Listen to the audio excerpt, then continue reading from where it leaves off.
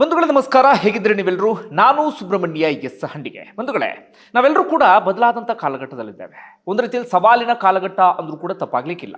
ಹಿಂದೆಲ್ಲ ಪೋಷಕರು ಹೆಂಗೆ ಯೋಚನೆ ಮಾಡ್ತಾ ಇದ್ರು ಅಂದ್ರೆ, ಬೇರೆಯವರ ಮಕ್ಕಳಿಂದ ನಮ್ಮ ಮಕ್ಕಳಿಗೆ ಏನಾದರೂ ಹಾನಿಯಾಗ್ಬಿಡುತ್ತಾ ಅಂತ. ಅಂದ್ರೆ ನಮ್ಮ ಮಕ್ಕಳ ಮೇಲೆ ಯಾರಾದರೂ ದಾಳಿ ಮಾಡಿಬಿಡ್ತಾರಾ, ಹೊಡೆದು ಬಿಡ್ತಾರಾ, ಅಥವಾ ಬೇರೆ ರೀತಿಯಲ್ಲಿ ಹಿಂಸೆಯನ್ನ ಕೊಟ್ಬಿಡ್ತಾರಾ, ಆ ರೀತಿಯಲ್ಲಿ ಯೋಚನೆ ಮಾಡ್ತಾ ಇದ್ವಿ. ಆದರೆ ಈಗ ನಾವು ಹೇಗೆ ಯೋಚನೆ ಮಾಡುವಂಥ ಪರಿಸ್ಥಿತಿ ಬಂದಿದೆ ಅಂದರೆ, ನಮ್ಮ ಮಕ್ಕಳಿಂದ ಇನ್ಯಾರಿಗೋ ಸಮಸ್ಯೆ ಆಗಬಾರ್ದು ಎನ್ನುವ ರೀತಿಯಲ್ಲಿ ನಮ್ಮ ಮಕ್ಕಳನ್ನ ಬೆಳೆಸಲೇಬೇಕಾದಂಥ ಅನಿವಾರ್ಯ ಪರಿಸ್ಥಿತಿ ಬಂದುಬಿಟ್ಟಿದೆ. ಬೇರೆಯವರ ಮನೆಯ ದೀಪ ನಮ್ಮ ಮಕ್ಕಳಿಂದ ಆರಬಾರ್ದು ಅಂತ ನಾವು ನೋಡ್ಕೊಳ್ಬೇಕಾಗಿದೆ. ಅಷ್ಟರ ಮಟ್ಟಿಗೆ ಮಕ್ಕಳನ್ನ ಬೆಳೆಸುವಂಥ ಸಂದರ್ಭದಲ್ಲಿ ನಾವು ಸರಿಯಾದ ರೀತಿಯಲ್ಲಿ ಬೆಳೆಸಲೇಬೇಕಾದಂಥ ಅನಿವಾರ್ಯ ಪರಿಸ್ಥಿತಿ ಎದುರಾಗಿಬಿಟ್ಟಿದೆ. ಯಾಕಂದ್ರೆ ಅಂತಹ ಸಾಲು ಸಾಲು ಘಟನೆಗಳನ್ನ ನಾವೆಲ್ಲರೂ ಕೂಡ ನೋಡ್ತಾ ಇದ್ದೇವೆ. ಹಿಂದೆ ಮಕ್ಕಳು ತೀರ ಇನ್ಫ್ಲುಯೆನ್ಸ್ ಆಗೋದಕ್ಕೆ ಹೆಚ್ಚಿನ ಅವಕಾಶಗಳು ಇರಲಿಲ್ಲ. ಅಂದ್ರೆ ಈಗಿನ ರೀತಿಯಲ್ಲಿ ಅತಿಯಾದಂಥ ಟಿವಿ ಇರಲಿಲ್ಲ, ಅತಿಯಾದಂಥ ಫೋನ್ ಇರಲಿಲ್ಲ, ಅಥವಾ ಫೋನ್ನಲ್ಲೋ ಟಿವಿಯಲ್ಲೋ ವೆಬ್ ಸೀರೀಸು ಅಥವಾ ಕ್ರೈಮ್ ಸೀರೀಸು ಅಂಥದ್ದು ಯಾವುದು ಕೂಡ ಇರಲಿಲ್ಲ. ಆದರೆ ಈಗ ಮಕ್ಕಳು ಇನ್ಫ್ಲುಯೆನ್ಸ್ ಆಗೋದಕ್ಕೆ ಏನೇನು ಬೇಕು ಎಲ್ಲವೂ ಕೂಡ ಸಿಕ್ಕಿಬಿಟ್ಟಿದೆ. ಆ ಮಕ್ಕಳ ಮನಸ್ಸನ್ನು ಹಾಳು ಮಾಡೋದಕ್ಕೆ ಅಥವಾ ಕಂಪ್ಲೀಟ್ ಆಗಿ ಬದಲಾಯಿಸೋದಕ್ಕೆ ಏನೇನು ಬೇಕು ಎಲ್ಲವೂ ಕೂಡ ಇದೆ. ಆ ಕಾರಣಕ್ಕಾಗಿ ನಾನು ಆರಂಭದಲ್ಲಿ ಹೇಳಿದ್ದು, ನಾವೆಲ್ಲರೂ ಕೂಡ ಬದಲಾದ ಕಾಲಘಟ್ಟದಲ್ಲಿದ್ದೇವೆ ಅಥವಾ ಸವಾಲಿನ ಕಾಲಘಟ್ಟದಲ್ಲಿ ಇದ್ದೇವೆ ಎನ್ನುವಂಥ ರೀತಿಯಲ್ಲಿ. ಯಾಕೆ ಇಷ್ಟೆಲ್ಲ ಪೀಠಿಕೆಯನ್ನು ಹಾಕದೆ ಅಂದರೆ, ಕೊಪ್ಪಳದ ಒಂದು ಘಟನೆ ಇದೀಗ ಇಡೀ ರಾಜ್ಯವನ್ನೇ ಬೆಚ್ಚಿ ಬೀಳಿಸಿದೆ. ಸಾಮಾನ್ಯವಾದಂಥ ಘಟನೆ ಅಲ್ವೇ ಅಲ್ಲ. ಆ ಬಾಲಕ PUC ಓದ್ತಾ ಇದ್ದಂಥವನು ತನ್ನ ಇಡೀ ಕುಟುಂಬದ ಎಲ್ಲ ಸದಸ್ಯರಿಗೂ ಕೂಡ ಚಾಕುವಿನಿಂದ ಇರಿದಿದ್ದಾನೆ. ಆ ಕುಟುಂಬದಲ್ಲಿ ಇದೀಗ ಇಬ್ಬರು ಪ್ರಾಣವನ್ನ ಕಳ್ಕೊಂಡಿದ್ದಾರೆ. ಅವ್ರು ಯಾರು ಅಂದ್ರೆ ಬೇರೆ ಯಾರೂ ಅಲ್ಲ, ಈ ಚಾಕುವನ್ನು ಇರಿದ್ನಲ್ಲ ಬಾಲಕ, ಆತನ ತಂದೆ ಹಾಗೂ ಅಕ್ಕ ಇಬ್ಬರೂ ಕೂಡ ಸಾವನ್ನಪ್ಪಿದ್ದಾರೆ. ಹಾಗೆ ಆತನ ತಾಯಿಯೂ ಕೂಡ ಸದ್ಯ ಆಸ್ಪತ್ರೆಯಲ್ಲಿ ಸಾವು ಬದುಕಿನ ನಡುವೆ ಹೋರಾಡ್ತಾ ಇದ್ದಾರೆ. ಇಡೀ ಕೊಪ್ಪಳ ಬೆಚ್ಚು ಬಿದ್ದು ಬಿಟ್ಟಿದೆ. ಪೋಷಕರಿಗೆ ಆತಂಕ ಶುರುವಾಗಿದೆ. ಹಾಗಾದ್ರೆ ನಾವು ಮಕ್ಕಳನ್ನು ಯಾವ ರೀತಿಯಾಗಿ ಬೆಳೆಸಬೇಕು ಅಂತ ಹೇಳಿ. ಕಾರಣ ಏನು ಅಂದ್ರೆ, ಅತಿಯಾದಂಥ ಫೋನ್ನ ಗೀಳು ಅಥವಾ ಆನ್ಲೈನ್ ಗೇಮ್ನ ಹುಚ್ಚು. ಅದಕ್ಕೆ ಸಂಬಂಧಪಟ್ಟ ಹಾಗೆ ಕಂಪ್ಲೀಟ್ ಡೀಟೇಲ್ ಅನ್ನು ನಿಮ್ಮ ಮುಂದೆ ಇಡ್ತಾ ಹೋಗ್ತೀನಿ. ಕಾರಣ ನೀವೆಲ್ಲರೂ ಕೂಡ ಗಮನಿಸಲೇಬೇಕಾಗಿರುವಂಥ ವಿಚಾರ. ಇಂತಹ ಘಟನೆಗಳನ್ನು ಗಮನಿಸಿ ನಾವೆಲ್ಲರೂ ಕೂಡ ಎಚ್ಚರಿಕೆಯಿಂದ ಇರಲೇಬೇಕಾಗತ್ತೆ. ಏನು ಅನ್ನೋದನ್ನ ಗಮನಿಸ್ತಾ ಹೋಗೋಣ. ಮುಂದುಗಳ ಘಟನೆ ನಡೆದಿದ್ದು ಕೊಪ್ಪಳದ ಗಂಗಾವತಿಯ ಹೊಸ ಅಯೋಧ್ಯ ಎನ್ನುವಂಥ ಒಂದು ಭಾಗದಲ್ಲಿ. ಅಲ್ಲಿ ವೆಂಕಟ ನಾಯ್ಡು ಅಂತ, ಅವರ ವಯಸ್ಸು 45ರಿಂದ 46ರ ಆಸುಪಾಸು, ಒಂದು ಸಣ್ಣ ರೈತಾಪಿ ಕುಟುಂಬ ಅವರದ್ದು. ಅವರು ಒಂದು ಖಾಸಗಿ ಶಾಲೆಯ ಹಾಸ್ಟೆಲ್ನಲ್ಲಿ ಅಡುಗೆ ಭಟ್ಟನಾಗಿ ಕೆಲಸವನ್ನ ಮಾಡ್ತಾ ಇದ್ರು. ತಕ್ಕ ಮಟ್ಟಿಗೆ ಸಂಬಳ ಬರ್ತಾ ಇತ್ತು. ಅದರಲ್ಲೇ ನೆಮ್ಮದಿಯಾಗಿ ಆ ಕುಟುಂಬ ಇತ್ತು. ಯಾವುದೇ ರೀತಿಯಲ್ಲೂ ಕೂಡ ಸಮಸ್ಯೆ ಇರಲಿಲ್ಲ. ಆ ಕುಟುಂಬದಲ್ಲಿ ವೆಂಕಟ ನಾಯ್ಡು ಇದ್ರು, ಹಾಗೆ ಅವರ ಪತ್ನಿ ಸೌಜನ್ಯ ಅಂತ ಹೇಳಿ ಅವರಿದ್ರು, ಹಾಗೆ ಮಗಳು ಪ್ರಗತಿ ಅಂತ ಹೇಳಿ, ಅದೇ ರೀತಿಯಾಗಿ ಅವರ ಮಗ ಸಾಯಿ ಅಂತ ಹೇಳಿ, ಅದೇ ರೀತಿಯಾಗಿ ಅವರ ಅಪ್ಪ ಅಮ್ಮ, ಒಟ್ಟಾರೆಯಾಗಿ 6 ಜನ ನೆಮ್ಮದಿ ಆಗಿದ್ದಂಥ ಕುಟುಂಬ. ತಕ್ಕ ಮಟ್ಟಿಗೆ ಸಂಬಳ ಬರ್ತಾ ಇತ್ತು. ಹಾಗೆ ಕೃಷಿ ಚಟುವಟಿಕೆಯನ್ನು ಕೂಡ ಮಾಡ್ತಿದ್ದ ಕಾರಣಕ್ಕಾಗಿ ಅಲ್ಲೂ ಕೂಡ ಆದಾಯ ಬರ್ತಾ ಇತ್ತು. ಯಾವುದೇ ರೀತಿಯಲ್ಲೂ ಕೂಡ ಸಮಸ್ಯೆ ಇರಲಿಲ್ಲ. ಮಗನನ್ನ PUC ಓದಿಸ್ತಾ ಇದ್ರೆ, ಆತನ ವಯಸ್ಸು 16ರಿಂದ 17ರ ಆಸುಪಾಸು. PUC ಓದಿಸ್ತಾ ಇದ್ರು. ಹಾಗೆ ಮಗಳು ಫಸ್ಟ್ ಇಯರ್ BCom ಅನ್ನ ಓದ್ತಾ ಇದ್ಲು. ಎಲ್ಲವೂ ಕೂಡ ಆರಾಮಾಗಿತ್ತು. ಏನಾಗಿತ್ತು ಅಂದ್ರೆ, ಇತ್ತೀಚೆಗೆ ಈ ಸಾಯಿ ಎನ್ನುವಂಥ ಮಗ ಇದ್ನಲ್ಲ, 16ರಿಂದ 17 ವರ್ಷದ ಆಸುಪಾಸು PUC ಓದ್ತಾ ಇದ್ನಲ್ಲ, ಆತನಿಗೆ ವಿಪರೀತ ಮೊಬೈಲ್ ಗೀಡು ಶುರುವಾಗ್ಬಿಟ್ಟಿತ್ತು, ಅಥವಾ ಆನ್ಲೈನ್ ಗೇಮ್ನ ಚಟ ಶುರುವಾಗ್ಬಿಟ್ಟಿತ್ತು. ಅಪ್ಪನ ಫೋನ್ ತಗೊಂಡು ದಿನದ ಬಹುತೇಕ ಸಮಯ ಅದರಲ್ಲೇ ಆತ ಮುಳುಗಿರ್ತಾ ಇದ್ದ. ಬೇರೆ ಆಟ ಇಲ್ಲ, ಪಾಠ ಇಲ್ಲ, ಹೊರಗಡೆ ಹೋಗೋದಿಲ್ಲ, ಬೇರೆ ಜೊತೆಗೆ ಬೆರೆಯೋದಿಲ್ಲ, ಅಥವಾ ಆರಾಮಾಗಿ ಓಡಾಡೋದಿಲ್ಲ, ಯಾವುದೂ ಇಲ್ಲ. ಬಹುತೇಕ ಸಮಯವನ್ನು ಆತ ಫೋನ್ನಲ್ಲೇ ಕಳೀತಾ ಇದ್ದ. ಒಂದು ರೀತಿಯಲ್ಲಿ ಫೋನಿಗೆ ತನ್ನ ತಲೆಯನ್ನು ಅಡ ಇಟ್ಟಿದ್ದ ಅಂದ್ರೂ ಕೂಡ ತಪ್ಪಾಗ್ಲಿಕ್ಕೆ, ಅಷ್ಟರ ಮಟ್ಟಿಗೆ ಆತನಿಗೆ ಫೋನ್ನ ಹುಚ್ಚು ಶುರುವಾಗ್ಬಿಡುತ್ತೆ. ಹೀಗಿದ್ದಾಗಲೇ ಏನಾಗ್ಬಿಡ್ತು ಅಂದರೆ, ಮೊನ್ನೆ ರಾತ್ರಿಯ ಸಂದರ್ಭದಲ್ಲಿ ಇಡೀ ಕುಟುಂಬದವರು ಮನೆಯ ಹೊರಗಡೆ ಮಾವಿನ ಹಣ್ಣನ್ನು ತಿಂತ ಕೂತಿದ್ರಂತೆ. ಎಲ್ಲರೂ ಕೂಡ ಮಾವಿನ ಹಣ್ಣನ್ನು ತಿಂದಿದ್ದಾರೆ. ಮಳೆ ಬರೋದಕ್ಕೆ ಶುರುವಾಗಿದೆ. ಆ ಮಳೆ ಬರುವಂಥ ಸಂದರ್ಭದಲ್ಲಿ ಅಥವಾ ಮಾವಿನ ಹಣ್ಣನ್ನು ತಿನ್ನುವಂಥ ಸಂದರ್ಭದಲ್ಲಿ ಈತ ಮಾತ್ರ ಫೋನ್ನ ಒಳಗಡೆಯೇ ಮುಳುಗ್ಬಿಟ್ಟಿದ್ದ, ಅಥವಾ ಫೋನನ್ನೇ ನೋಡ್ತಾ ಇದ್ದ. ಆಗ ಆತನ ಅಕ್ಕ ಪ್ರಗತಿ ಇದ್ಲಲ್ಲ, BCom ಓದ್ತಾ ಇದ್ದಂಥ ಹುಡುಗಿ, ಆಕೆ ಬಂದು ಬುದ್ಧಿವಾದವನ್ನು ಹೇಳಿದ್ದಾಳೆ, ಅಥವಾ ಸ್ವಲ್ಪ ಜೋರಾಗಿ ಗದರಿದ್ದಾಳೆ.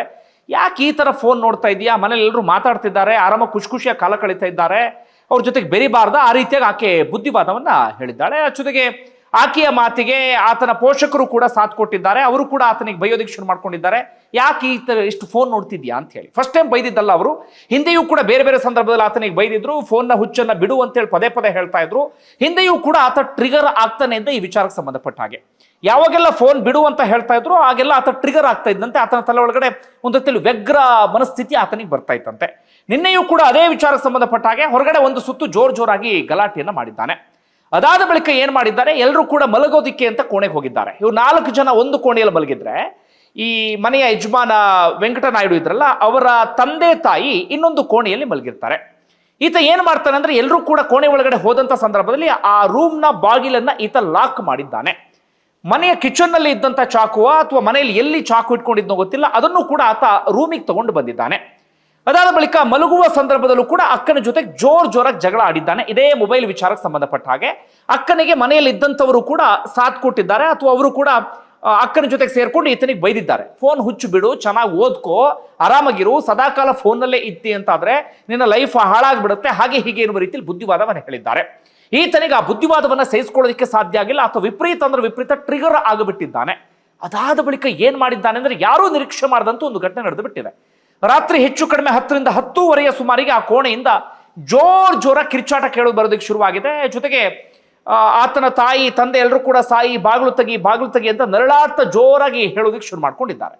ಆಗ ಬೇರೆ ಕೋಣೆಯಲ್ಲಿ ಮಲಗಿದ್ದಂಥ ಮನೆಯ ಯಜಮಾನ ವೆಂಕಟನಾಯ್ಡು ಅವರ ತಂದೆ ತಾತಾರಾವ್ ಅಂತ ಹೇಳಿ, ಅವರಿಗೆ 65-70 ವರ್ಷ ವಯಸ್ಸಾಗಿದೆ. ಅವ್ರು ಸೀದಾ ಓಡ್ ಬರ್ತಾರೆ, ಬಾಗಿಲು ತೆಗೆಯೋದಕ್ಕೆ ಪ್ರಯತ್ನವನ್ನು ಪಡ್ತಾರೆ. ಒಳಗಡೆಯಿಂದ ಲಾಕ್ ಆಗಿರುತ್ತೆ. ಆಗ ಪಕ್ಕದ ಮನೆಯವರಿಗೆ ಓಡ್ ಹೋಗ್ತಾರೆ, ಪಕ್ಕದ ಮನೆಯವರು ಕೂಡ ಬರ್ತಾರೆ. ಎಲ್ಲರೂ ಕೂಡ ಸೇರಿ ಹಾರೆ ಪಿಕಾಸ್ ಎಲ್ಲವನ್ನು ಕೂಡ ತಂದು ಡೋರನ್ನ ಪುಡಿ ಮಾಡಿ ಒಳಗಡೆ ನೋಡ್ತಾರೆ. ಎಲ್ಲರೂ ಶಾಕ್, ಯಾರೂ ನಿರೀಕ್ಷೆ ಮಾಡಿರಲಿಲ್ಲ ಇಂಥದ್ದೊಂದು ಘಟನೆಯನ್ನ. ಕಾರಣ, ಈ ಬಾಲಕ ಸಾಯಿ ತನ್ನ ಅಕ್ಕನಿಗೆ ಚಾಕುವಿನಿಂದ ಚುಚ್ಚಿದ್ದಾನೆ. ಅದಾದ ಬಳಿಕ ತನ್ನ ತಂದೆಗೆ ಚುಚ್ಚಿದ್ದಾನೆ.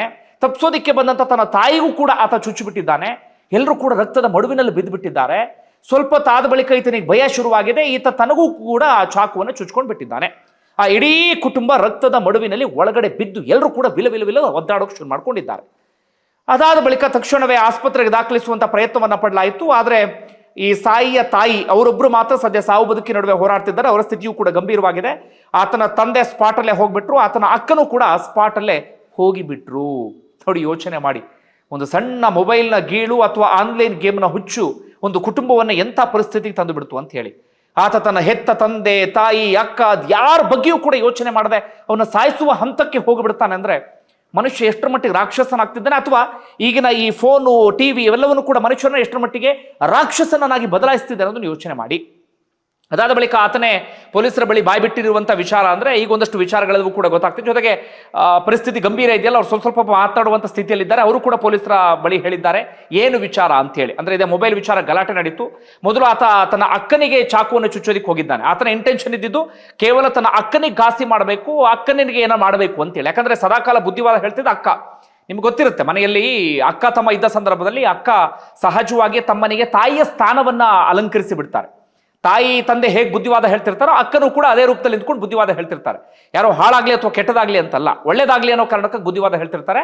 ಆದ್ರೆ ಆತನಿಗೆ ಅದನ್ನು ಸಹಿಸ್ಕೊಳ್ಳೋದಕ್ಕೆ ಸಾಧ್ಯ ಆಗಿಲ್ಲ. ಜೊತೆಗೆ ಅಪ್ಪ ಅಮ್ಮನೂ ಕೂಡ ಅಕ್ಕನಿಗೆ ಸಾಥ್ ಕೊಡ್ತಿದ್ದಾರಲ್ಲ ಅನ್ನೋದನ್ನ ಸಹಿಸ್ಕೊಳ್ಳೋದು ಸಾಧ್ಯ ಆಗಿಲ್ಲ. ಮೊದಲು ಏನ್ ಮಾಡಿದ್ದಾನೆ ಅಂದ್ರೆ ಅಕ್ಕನಿಗೆ ಚಾಕುವನ್ನು ಚುಚ್ಚೋದಿಕ್ಕೆ ಹೋಗಿದ್ದಾನೆ. ಆಗ ಅಪ್ಪ ಅಡ್ಡ ಬಂದಿದ್ದಾರೆ, ಅವರಿಗೂ ಚುಚ್ಚಿದ್ದಾನೆ. ತಾಯಿ ಅಡ್ಡ ಬಂದಾಗ ಅವರಿಗೂ ಚುಚ್ಚಿದ್ದಾನೆ. ಕೊನೆಗೆ ಭಯ ಆಗಿ ತನಗೆ ತಾನು ಚುಚ್ಕೊಂಡಿದ್ದಾನೆ.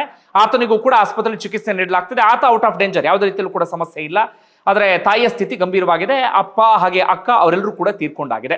ಇನ್ನೊಂದು ರೀತಿಯಲ್ಲಿ ಆತ ಬದುಕಿದ್ದು ಸತ್ತ ರೀತಿಯಲ್ಲಿ ಅಥವಾ ಜೀವಂತ ಹೆಣದ ರೀತಿಯಲ್ಲಿ ಜೀವನ ಪೂರ್ತಿ ಇದರಿಂದ ಆತ ಏನು ಪರಿಸ್ಥಿತಿ ಬರ್ತಾನೆ ನಿಮ್ಮೆಲ್ಲರಿಗೂ ಕೂಡ ಗೊತ್ತೇ ಇದೆ. ಈಗ ಇವೆಲ್ಲವೂ ಕೂಡ ಒಂದು ಕಡೆಯಲ್ಲ, ಈಗ ಇದೇ ವಿಚಾರಕ್ಕೆ ಸಂಬಂಧಪಟ್ಟಾಗ ಸಾಕಷ್ಟು ಚರ್ಚೆ ಎಲ್ಲವೂ ಕೂಡ ನಡೀತಾ ಇದೆ. ಬಿಡಿ, ಆತನನ್ನ ಅರೆಸ್ಟ್ ಮಾಡೋದು, ಆತ ಜೈಲಲ್ಲಿ ಕಾಲ ಕಳೆಯೋದು, ಆ ಕುಟುಂಬದ ಸ್ಥಿತಿ ಅವೆಲ್ಲವೂ ಕೂಡ ಒಂದು ಕಡೆಯಿಂದ. ಆದರೆ ಇಂಥ ಪರಿಸ್ಥಿತಿ ಇವತ್ತು ಕೇವಲ ಒಂದು ಕುಟುಂಬಕ್ಕೆ ಬಂದಿಲ್ಲ. ಇವತ್ತು ಸಾಕಷ್ಟು ಮಂದಿ ಎದುರಿಸ್ತಾ ಇರೋದು ಇಂಥದ್ದೇ ಸಮಸ್ಯೆಯನ್ನ.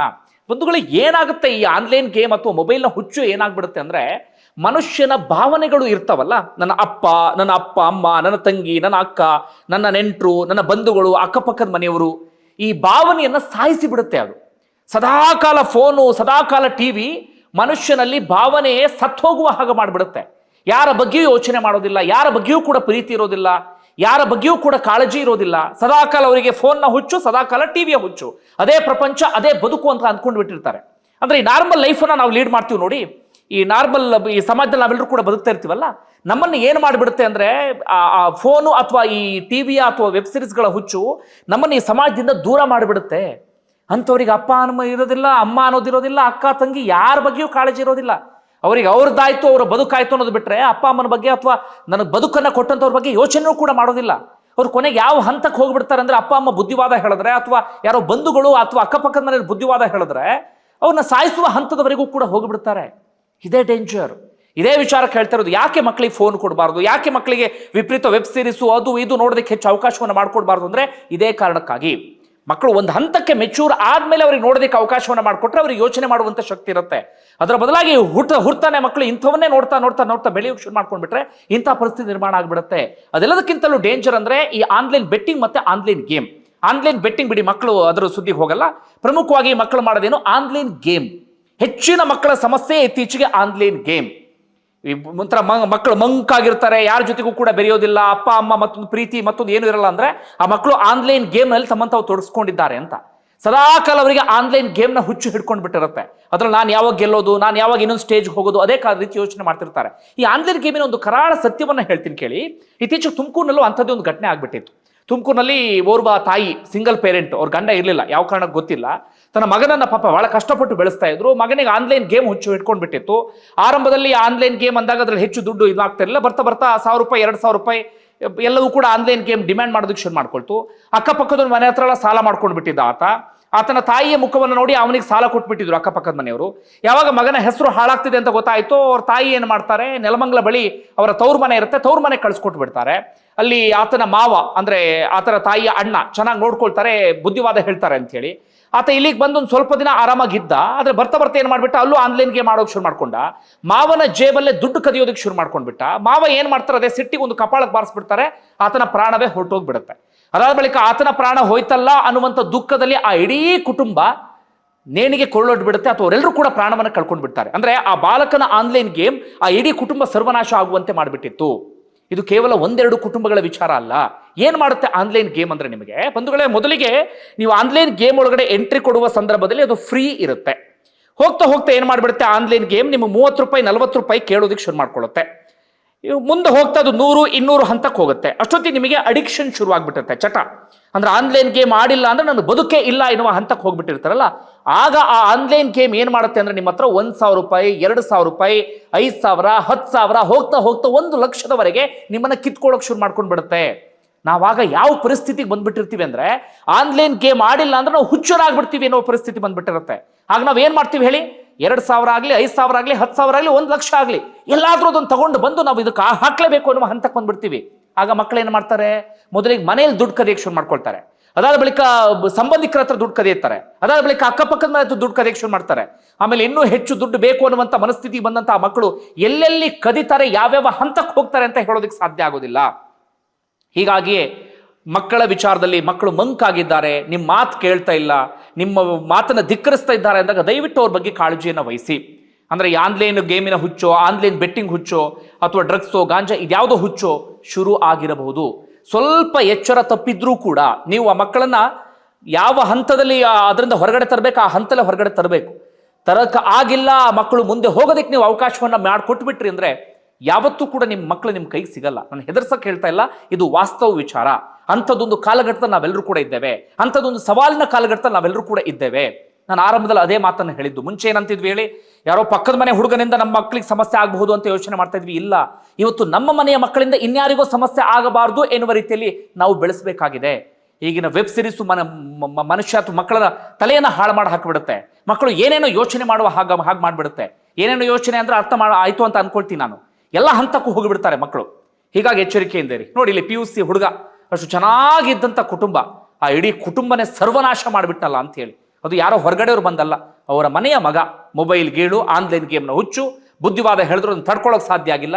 PUC ಹುಡುಗರು ಅಂದ್ರೆ ಹಿಂದಿನ ಇದರಲ್ಲಿ ಬೇರೆ ರೀತಿಯಲ್ಲಿ ಇರ್ತಾ ಇದ್ರು. PUC ಬರುವ ಸಂದರ್ಭದಲ್ಲಿ ದುಡಿಯುವಂಥ ಶಕ್ತಿ ಇರ್ತಿತ್ತು ಅವ್ರು ಎಲ್ರಿಗೂ ಕೂಡ, ಅಥವಾ ಸಮಾಜದ ಬಗ್ಗೆ ಅರ್ಥಕೊಳ್ಳುವಂಥ ಶಕ್ತಿ ಇರ್ತಿತ್ತು. ಆದರೆ ಇವತ್ತಿನ ಮಕ್ಕಳಿಗೆ ಹಾಗಿಲ್ಲ. ಹೀಗಾಗಿ ಆದಷ್ಟು ಎಚ್ಚರಿಕೆಯಿಂದ ಇರಿ. ಬಂಧುಗಳೇ, ನಿಮ್ಗೆ ಏನಿಸುತ್ತೆ ಕಮೆಂಟ್ ಬಾಕ್ಸಲ್ಲಿ ಮೆನ್ಷನ್ ಮಾಡಿ. ಧನ್ಯವಾದ.